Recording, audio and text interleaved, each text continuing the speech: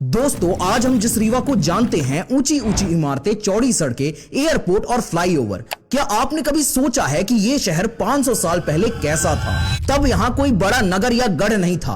पूरा रीवा पठार सिर्फ घने जंगलों, घास के मैदानों और जनजातीय जीवन से भरा हुआ। यही रहते थे कोल जनजाति के लोग, जो शिकार, खेती और वनों की उपज से अपना जीवन चलाते हैं। लेकिन इतिहास ने मोड़ लिया। अब यहाँ आने लगे लमाना व्यापारी।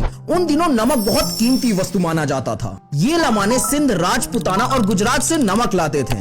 3 नदियों बीहर, बिछिया और जिरिया के किनारे वो रुकते, आराम करते थे। पानी, घास और छाया यहाँ भरपूर थी। धीरे धीरे यही ठहराव बदल गया एक छोटी मंडी में। लोग इसे कहने लगे रीमा मंडी। यही बने लमानों के देवालय और यही स्थापित हुआ प्रसिद्ध महामृत्युंजय शिवलिंग। लेकिन कहानी यही खत्म नहीं होती। 1539 के चौसा युद्ध के बाद जब हुमायूं शेरशाह सूरी से हार गया, तो उसने रीवा के बघेल राजा वीरभानु से मदद मांगी। यही मदद शेरशाह और बघेलों की दुश्मनी का कारण बनी। बाद में उसका बेटा इस्लाम शाह रीमा मंडी पहुंचा। उसने यहाँ एक गढ़ी बनवाई, लेकिन पिता की मृत्यु के बाद वह दिल्ली चला गया और रीमा मंडी फिर से सिर्फ व्यापारियों की मंडी भर रह गई। फिर समय आया 1592 का।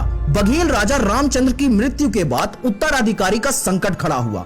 मुगलों ने इस मौके का फायदा उठाया, बांधवगढ़ पर कब्जा किया और राजा विक्रमादित्य को फतेहपुर सीकरी बुला लिया। लेकिन इतिहास ने एक बार फिर करवट ली। जहांगीर के समय विक्रमादित्य को रीमा मुकुंदपुर की जागीर मिली और आखिरकार 1618 में राजा विक्रमादित्य ने रीमा मंडी को ही अपनी राजधानी बना दिया। इस्लाम शाह द्वारा बनाई गढ़ी को उन्होंने विस्तारित किया, किले की दीवारें खड़ी की और एक स्थायी नगर की नींव रखी। यानी दोस्तों, रीवा की कहानी 3 चरणों में पूरी हुई।